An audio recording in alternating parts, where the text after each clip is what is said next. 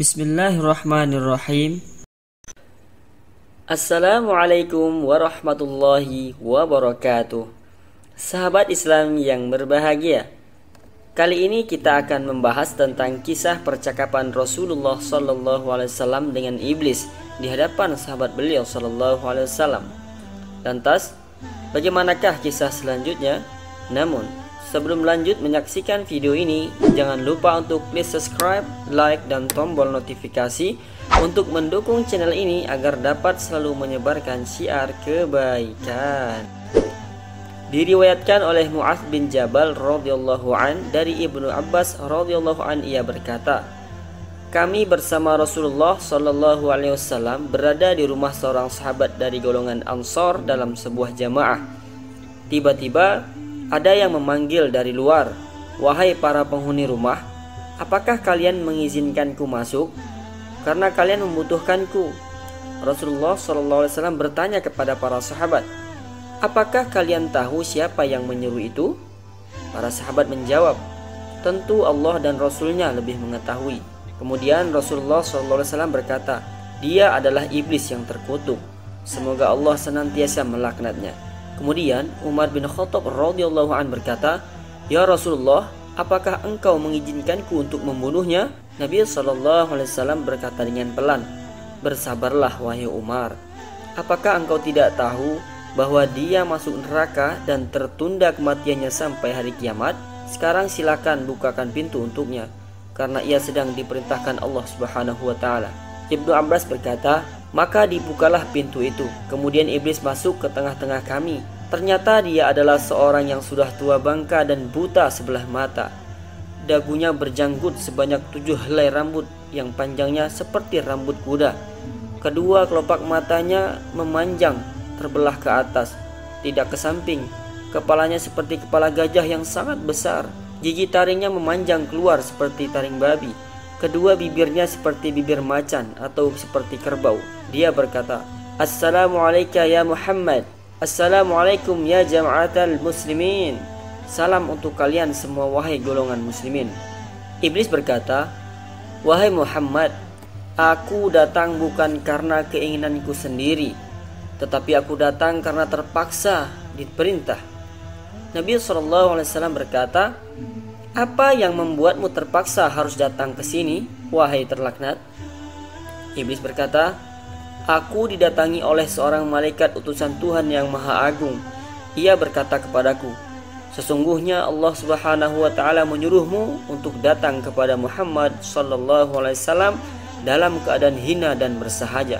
Engkau harus memberitahu kepadanya bagaimana tipu muslihat, godaanmu dan rekayasamu terhadap Bani Adam. Bagaimana engkau membujuk dan merayu mereka. Engkau harus menjawab dengan jujur apa saja yang ditanyakan kepadamu. Jika engkau berbohong sekali saja dan berkata tidak benar, niscaya aku jadikan kamu debu yang dihempaskan oleh angin, dan aku puaskan musuhmu karena bencana yang menimpamu.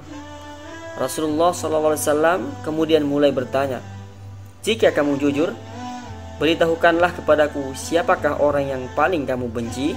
Iblis menjawab, engkau wahai Muhammad, engkau adalah makhluk Allah yang paling aku benci, dan kemudian orang-orang yang mengikuti agamamu. Rasulullah SAW bertanya lagi, siapa lagi yang kamu benci? Iblis menjawab, anak muda yang bertakwa yang menyerahkan jiwanya kepada Allah Subhanahu wa taala. Rasulullah bertanya kembali, lalu siapa lagi? Iblis menjawab, orang alim dan wara yang saya tahu lagi penyabar. Rasulullah kemudian bertanya lagi, lalu siapa lagi? Iblis menjawab, orang yang terus-menerus menjaga diri dalam keadaan suci dari kotoran. Kemudian Rasulullah bertanya, lalu siapa lagi? Iblis menjawab, orang miskin yang sabar yang tidak menceritakan kefakirannya kepada orang lain dan tidak mengadukan keluh kesahnya. Rasulullah kembali bertanya, bagaimana kamu tahu ia itu penyabar? Iblis menjawab, wahai Muhammad, jika ia mengadukan keluh kesahnya kepada makhluk selama 3 hari, Tuhan tidak memasukkan dirinya ke dalam golongan orang-orang yang sabar. Rasulullah bertanya kembali, lalu siapa lagi? Iblis menjawab, orang kaya yang bersyukur. Rasulullah bertanya kembali, bagaimana kamu tahu bahwa ia bersyukur? Iblis menjawab, jika aku melihatnya mengambil dari dan meletakkannya pada tempat yang halal. Rasulullah kembali bertanya, bagaimana keadaanmu jika umatku mengerjakan salat? Iblis menjawab, aku merasa panas dan gemetar. Rasulullah bertanya, kenapa? Kenapa wahai terlaknat? Iblis menjawab, sesungguhnya jika seorang hamba bersujud kepada Allah sekali sujud saja, maka Allah mengangkat derajatnya 1 tingkat. Rasulullah bertanya kembali, jika mereka puasa, bagaimana? Iblis menjawab, saya terbelenggu sampai mereka berbuka puasa. Rasulullah kembali bertanya, jika mereka menunaikan haji? Iblis menjawab, saya menjadi gila. Rasulullah kembali bertanya, jika mereka membaca Al-Quran? Iblis menjawab, aku meleleh seperti timah meleleh di atas api. Rasulullah kembali bertanya, jika mereka berzakat? Iblis menjawab, seakan-akan orang yang berzakat itu mengambil gergaji atau kapak dan memotongku menjadi 2. Rasulullah kembali bertanya, mengapa begitu wahai Abu Hurairah? Iblis menjawab, sesungguhnya ada 4 manfaat dalam zakat itu. Pertama, Tuhan menurunkan berkah atas hartanya. Kedua, menjadikan orang yang berzakat disenangi makhluknya yang lain. Ketiga, menjadikan zakatnya sebagai penghalang antara dirinya dengan api neraka. Keempat, dengan zakat Tuhan mencegah bencana dan malapetaka agar tidak menimpanya. Rasulullah bertanya, apa pendapatmu tentang Abu Bakar? Iblis menjawab, wahai Muhammad, pada zaman jahiliyah dia tidak taat kepadaku. Bagaimana mungkin dia akan mentaatiku pada masa Islam? Rasulullah bertanya, apa pendapatmu tentang Umar? Iblis menjawab, demi Tuhan, tiada aku berjumpa dengannya kecuali aku lari darinya. Rasulullah kembali bertanya, apa pendapatmu tentang Utsman? Iblis menjawab, aku malu dengan orang yang para malaikat saja malu kepadanya. Segala puji hanya bagi Allah yang telah membahagiakan umatku dan menyengsarakanmu sampai hari kiamat. Iblis yang terlaknat berkata kepada Rasulullah SAW, tidak mungkin. Mana bisa umatmu bahagia sementara aku hidup dan tidak mati sampai hari kiamat? Bagaimana kamu senang dengan umatmu sementara aku masuk ke dalam diri mereka melalui aliran darah, daging, sedangkan mereka tidak melihatku? Demi Tuhan yang menciptakanku dan membuatku menunggu sampai hari mereka dibangkitkan, aku akan sesatkan mereka semua, baik yang bodoh maupun yang pandai, baik yang buta huruf dan yang pandai membaca, yang kafir, yang suka beribadah, kecuali hamba yang mukhlis, ikhlas. Rasulullah bertanya, siapa yang mukhlis atau yang ikhlas itu menurutmu wahai Iblis? Iblis dengan panjang lebar menjawab, apakah engkau tidak tahu wahai Muhammad, barang siapa cinta dirham dan dinar, dia tidak termasuk orang yang ikhlas untuk Allah. Jika aku melihat orang tidak suka dirham dan dinar, tidak suka puji dan pujian, aku tahu bahwa dia itu ikhlas karena Allah, maka aku tinggalkan ia. Sesungguhnya hamba yang mencintai harta, pujian, dan hatinya tergantung pada nafsu syahwat dunia, dia lebih rakus dari orang yang saya jelaskan kepadamu. Wahai Muhammad, tak tahukah engkau bahwa cinta kedudukan termasuk dosa besar, dan bahwa sombong juga termasuk dosa besar? Wahai Muhammad, tidak tahukah engkau bahwa aku punya 70.000 anak? Setiap anak dari mereka punya 70.000 syaitan. Di antara mereka telah aku tugaskan untuk menggoda golongan ulama, dan sebagian lain menggoda anak muda, sebagian lagi menggoda orang-orang tua, dan sebagian lagi menggoda orang-orang yang lemah. Apakah engkau tidak tahu wahai Muhammad bahwa kebohongan itu berasal dariku? Akulah orang yang pertama kali berbohong. Barang siapa berbohong, dia adalah temanku, dan barang siapa berbohong kepada Allah, dia adalah kekasihku. Apakah engkau tidak tahu bahwa aku bersumpah kepada Adam dan Hawa, demi Allah, aku adalah penasihat kamu berdua. Maka sumpah palsu merupakan kesenanganku. Ghibah, membicarakan kejelekan orang lain, dan naminah, mengadu domba adalah buah kesukaanku. Melihat yang jelek-jelek adalah kesukaan dan kesenanganku. Barang siapa tolak, bersumpah untuk cerai, dia mendekati perbuatan dosa, meskipun hanya sekali dan meskipun ia benar. Dan barang siapa membiasakan lisannya dengan ucapan cerai, istrinya menjadi haram baginya. Jika mereka masih memiliki keturunan sampai hari kiamat, maka anak mereka semuanya adalah anak-anak hasil zina. Mereka masuk neraka hanya karena satu kata saja. Wahai Muhammad, sesungguhnya di antara umatmu ada yang mengakhirkan sholat barang 1 atau 2 jam. Setiap kali mau sholat, Aku temani dia dan aku goda dia. Kemudian aku katakan kepadanya, masih ada waktu, sementara engkau sibuk. Sehingga dia mengakhirkan sholatnya dan mengerjakannya tidak pada waktunya. Maka Tuhan memukul wajahnya. Jika ia menang atasku, maka aku kirim satu syaitan yang membuatnya lupa waktu sholat. Jika ia menang atasku, aku tinggalkan dia sampai ketika mengerjakan sholat. Aku katakan kepadanya, lihatlah kiri kanan. Lalu ia menengok. Saat itu aku usap wajahnya dengan tanganku dan aku cium antara kedua matanya. Dan aku katakan kepadanya, aku telah menyuruh apa yang tidak baik selamanya. Dan engkau sendiri wahai Muhammad, siapa yang sering menoleh dalam sholatnya, Allah akan memukul wajahnya. Jika ia menang atasku dalam hal sholat, ketika sholat sendirian, aku perintahkan dia untuk tergesa-gesa.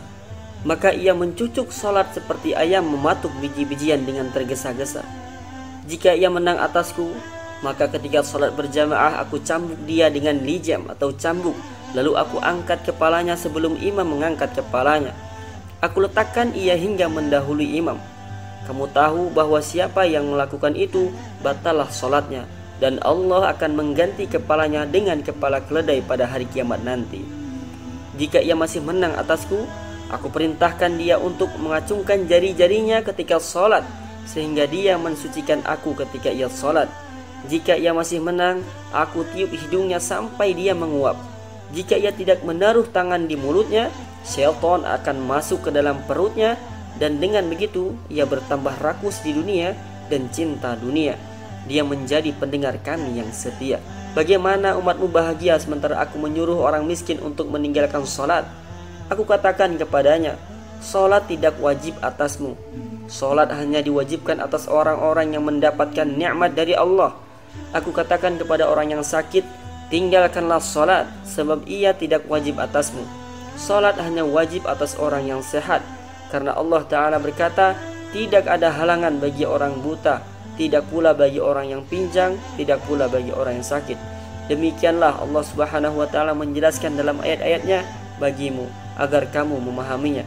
Tidak ada halangan bagi orang buta, tidak pula bagi orang pincang, tidak pula bagi orang sakit, dan tidak pula bagi dirimu sendiri. Makan bersama-sama mereka di rumah kamu sendiri, atau di rumah bapak-bapakmu, di rumah ibu-ibumu, di rumah saudara-saudaramu yang laki-laki, di rumah saudaramu yang perempuan, di rumah saudara bapakmu yang laki-laki, di rumah saudara bapakmu yang perempuan, di rumah saudara ibumu yang laki-laki, di rumah saudara ibumu yang perempuan, di rumah yang kamu miliki kuncinya, atau di rumah kawan-kawanmu.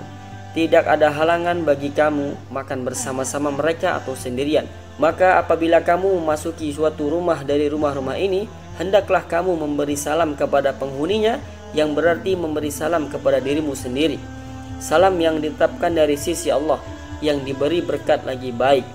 Demikianlah Allah menjelaskan ayat-ayatnya bagimu, agar kamu memahaminya. Tidak ada dosa bagi orang yang sakit. Jika kamu sembuh, kamu harus sholat yang diwajibkan sampai dia mati dalam keadaan kafir. Jika dia mati dan meninggalkan sholat ketika sakit, dia bertemu Tuhan dan Tuhan marah kepadanya. Kemudian Nabi berkata, wahai terlaknat, siapa teman dudukmu? Iblis menjawab, pemakan riba. Nabi bertanya lagi, siapa teman kepercayaanmu? Iblis menjawab, pezina. Nabi bertanya lagi, siapa teman tidurmu? Iblis menjawab, orang yang mabuk. Kemudian Nabi berkata lagi, siapa tamumu? Iblis menjawab, pencuri. Siapa utusanmu? Iblis menjawab, tukang sihir. Nabi bertanya kembali, apa kesukaanmu? Iblis menjawab, orang yang bersumpah cerai. Nabi kembali berkata, siapa kekasihmu? Iblis menjawab, orang yang meninggalkan sholat Jumat. Nabi kemudian bertanya kembali, wahai terlaknat, siapa yang memotong punggungmu? Iblis menjawab, ringkikan kuda untuk berperang di jalan Allah.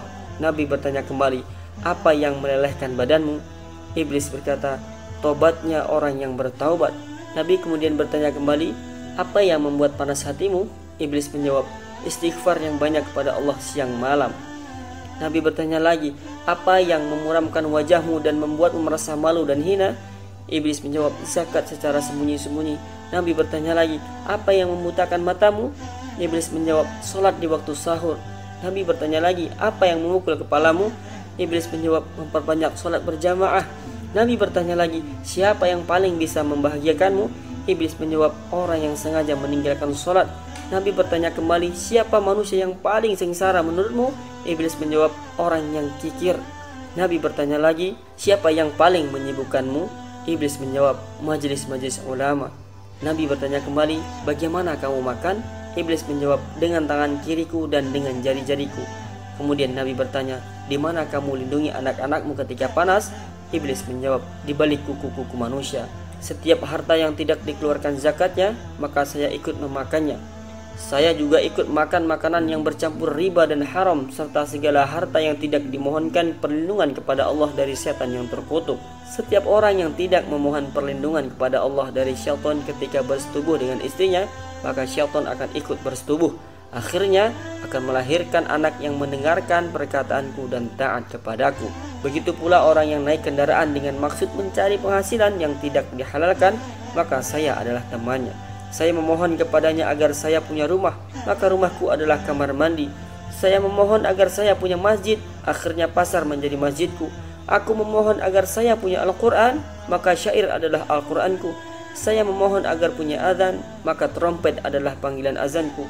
Saya memohon agar saya punya tempat tidur, maka orang-orang mabuk adalah tempat tidurku. Saya memohon agar saya punya teman-teman yang menolongku, maka saya kelompokkan Al-Qadariyah menjadi teman-teman yang membantuku.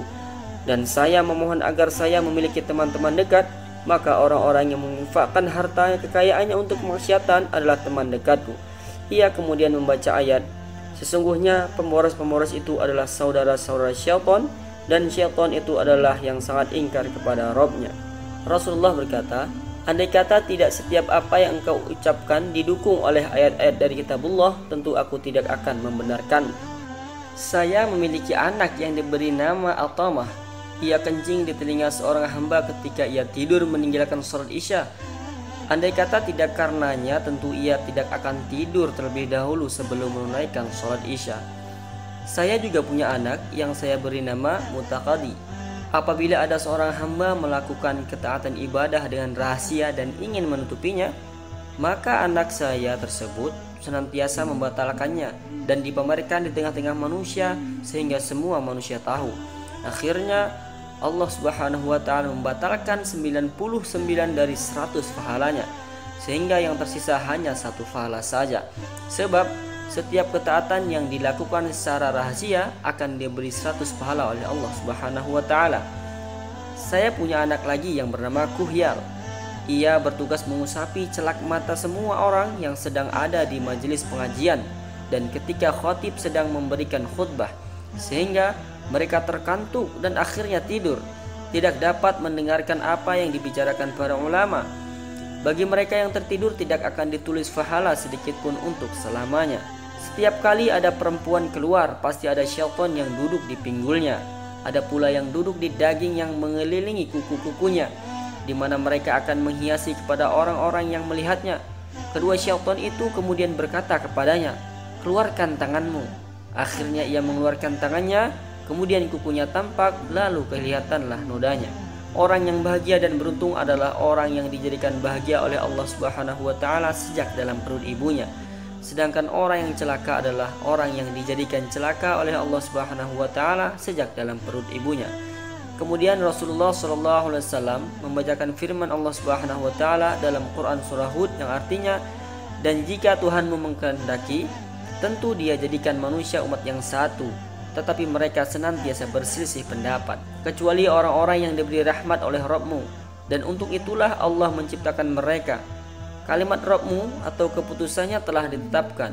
Sesungguhnya aku akan memenuhi neraka jahanam dengan jin dan manusia yang durhaka semuanya. Dilanjutkan dengan, tidak ada suatu keberatan pun atas Nabi tentang apa yang telah ditetapkan Allah baginya. Allah telah menetapkan yang demikian sebagai sunnahnya pada nabi-nabi yang terdahulu, dan ketetapan Allah itu suatu ketetapan yang pasti berlaku. Kemudian Nabi Muhammad SAW mengajak iblis untuk bertaubat setelah semua yang dikabarkan iblis adalah benar. Namun iblis menjawab, wahai Muhammad, aku bersaksi jika engkau adalah utusan Allah, tapi aku tidak bisa memeluk agama yang kau ajarkan karena aku telah durhaka kepada Allah Subhanahu wa ta'ala. Kemudian Rasulullah SAW mengajak lagi, aku akan menjadi jaminanmu iblis. Kemudian iblis menjawab, wahai Muhammad, kau adalah sayyid di surga bersama hamba-hamba Allah yang bertakwa, karena kau adalah orang yang pertama sekali membuka pintu surga, sedangkan aku adalah sayyid neraka yang bersamaku anak cucu Adam yang tidak pernah taat kepada Allah Subhanahu wa taala. Segala puji hanya milik Allah Subhanahu wa taala, Tuhan semesta alam, awal dan akhir, zahir dan batin. Semoga salawat dan salam sejahtera selalu diberikan kepada seorang Nabi SAW yang ummi, dan kepada para keluarga dan sahabatnya, serta para utusan para nabi-nabi Allah Subhanahu wa taala. Demikianlah kisah tentang percakapan Rasulullah SAW dengan iblis laknatullah. Semoga kisah di atas dapat menjadi tambahan ilmu bagi kita semua untuk selalu meningkatkan keimanan kepada Allah Subhanahu wa taala. Karena iblis tidak akan pernah menyerah dan putus asa, bahkan sampai hari kiamat tiba, untuk senantiasa menjerumuskan umat manusia kepada jalan yang dimurkai Allah Subhanahu wa taala. Kita berharap semoga Allah Subhanahu wa taala selalu menjaga kita, keluarga kita, dan menerima segala amal baik kita, serta memasukkan kita semua ke dalam surganya. Amin ya rabbal alamin. Wassalamualaikum warahmatullahi wabarakatuh.